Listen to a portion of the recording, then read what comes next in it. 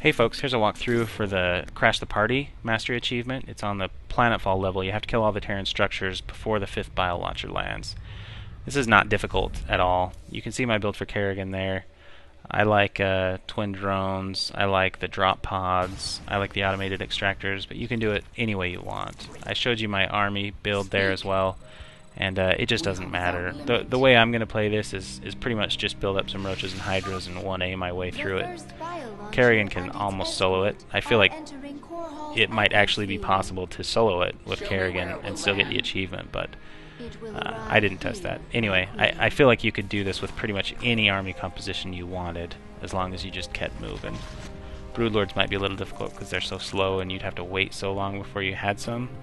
But if you were running around with Kerrigan during the beginning killing all the structures, I feel like you could probably do it.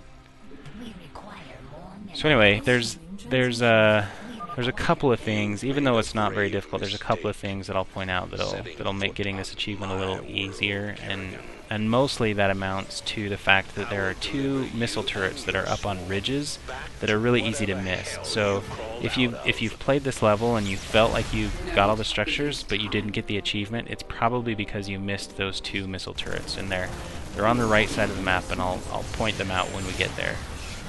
But that was a problem for me the first time I played through this and didn't get the achievement, couldn't figure out why. Anyway, the order is probably not critical. I'm sure you could do this a million different ways, but I feel like the order that I went through made sense. It seemed like my army happened to be in all the right places at the right times, just because that's where the Terran happens to be sending units at me. My army just happens to be in place to defend them. For example, at the beginning here, your first bio launcher that lands is on the left, and so if you send your army up the left path, it's in the way of those units that they're going to send to the bio launcher. So you don't have to worry about just sitting around defending the bio launcher with your army, because your army's going to intercept them before they ever get to the bio launcher. And then attacking up that left path is good too, because you've got an expansion there that you can take over, and it will come in handy as you try to get enough units in your army to finish up the achievement. So anyway, that's just StarCraft 101, right? Expand. Just keep expanding. Always expand. So get the natural. There's another expansion to the right. You could go that way first too, I'm sure. I just felt like going up the left path made more sense. Like I said, they'll be sending units there, and it's not nearly as heavily defended as going right, so it's easier to get that expansion down quicker, and you don't need any units besides Kerrigan. So as soon as you clear that out, send your drones up there and get an expansion going. This is one of the reasons I like automated extractors, because you can send them up there, and as soon as the extractors build, they're harvesting. You don't have to wait until the hatchery gets done. But I mean, it's not like that's a really critical advantage on this level. You have plenty of gas and plenty of time, for that matter, too. Unless you were trying to do some crazy build like I don't know, swarm hosts or broodlords or something where you needed a ton of gas. And in that case, you'd probably want Vespene efficiency instead of twin drones. So anyway, after you take out that base on the left, you can leave it undefended a while, because they're going to land the second bio launcher on the right side of your base, and they're going to send in a couple of waves of units to attack that bio launcher, and they'll leave you alone in the base you have there, the natural expansion.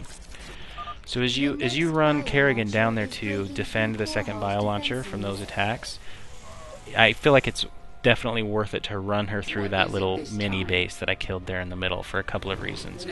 One, because you're going to have to clear it out eventually, because the third bio launcher will land there.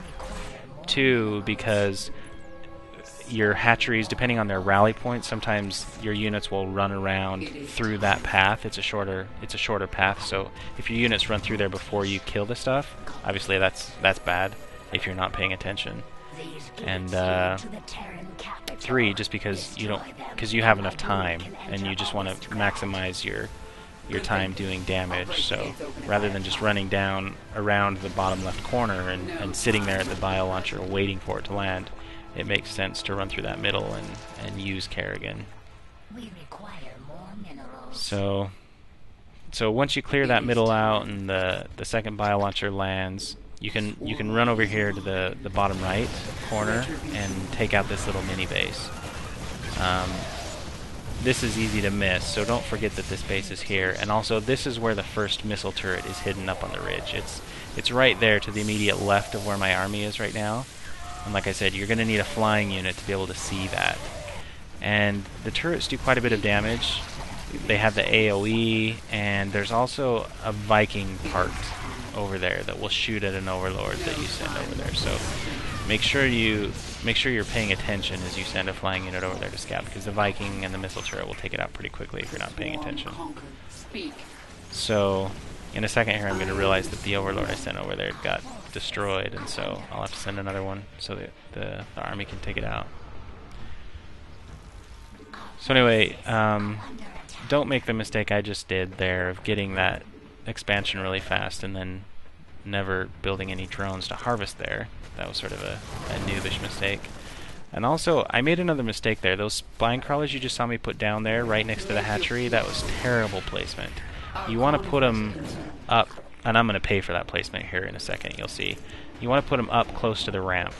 That has the advantage, I'm sure you understand, where it'll be able to hit the units on the low ground, and the units on the low ground won't be able to see it, so that basically they're going to send some siege tanks at me, and the siege tanks wouldn't be able to outrange the spine crawlers if I had the high ground, but I blew that, so that expansion almost gets taken down here in a second.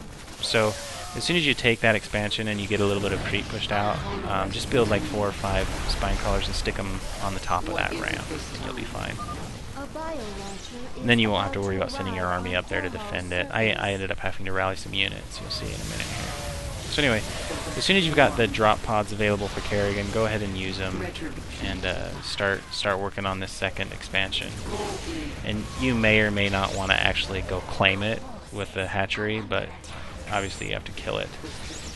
As far as the bonus objective goes with killing the gates, I don't know for a fact that you have to kill them. So you may not have to kill them. I don't know if anyone's tested that, but I had plenty of time, so I just figured I might as well play it safe. I didn't want to have to redo it again, because I already had to redo it because I didn't catch the 2 hidden missile turrets. And so here you see is this problem. The Vikings come in and they just obliterated the spine crawlers, and the siege tanks backing them up, make it impossible for the spine crawlers to win.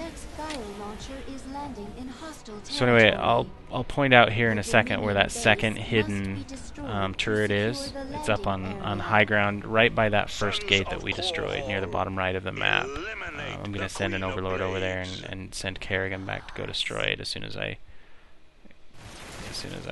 get some availability from micro, because my base is getting destroyed and I'm under attack from reinforcements and blah blah blah. But here we go. So the drop pods, I think I mentioned this before, but I really like the drop pods compared to all the other abilities that Kerrigan can get on that tier.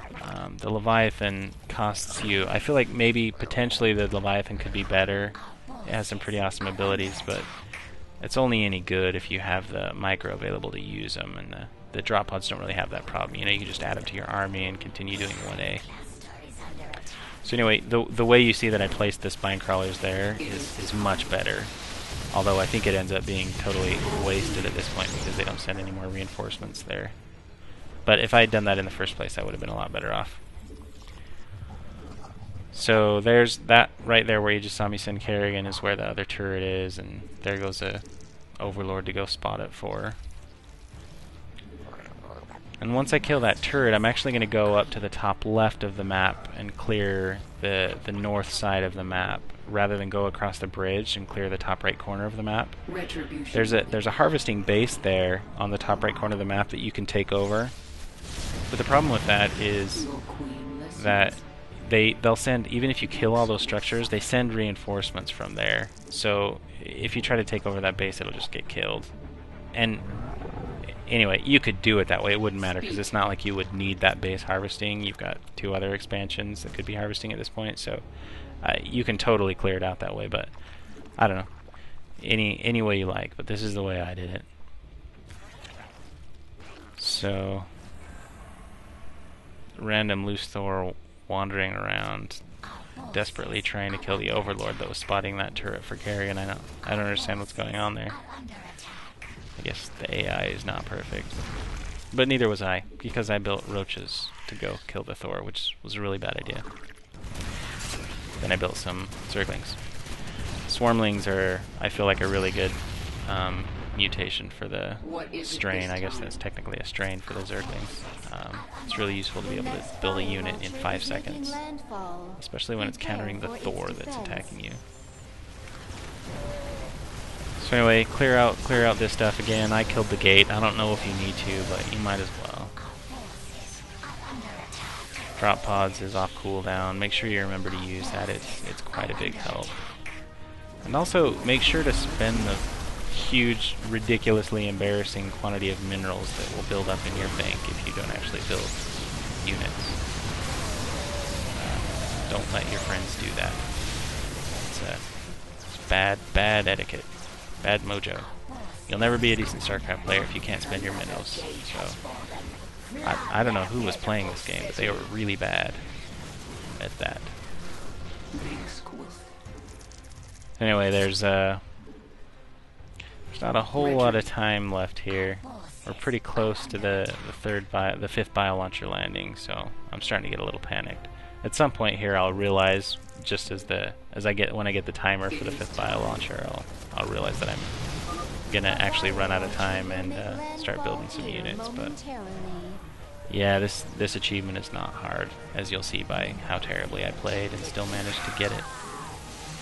You know, one more thing I'll say is, when it comes down to the wire especially, I mean, you really should be doing it throughout your entire play, well, throughout the entire campaign, no matter what, but especially as, you know, you're running out of time and you realize you're up against the wire, use Kerrigan's abilities just constantly. Her energy regens at just like a ridiculous rate, and she can do just a ton of damage with her special abilities, so make sure you use them where you can. It'll help you go just that much faster.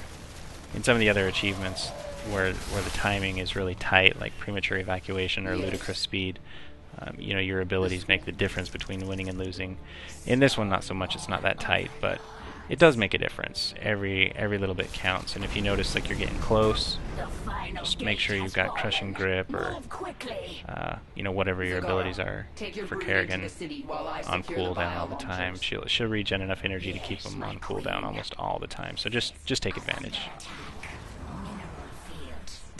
So there we go. I finally spent a bunch of my money and larva and build up some units, but at this point I've got such a ridiculous amount of money that it's too little too late.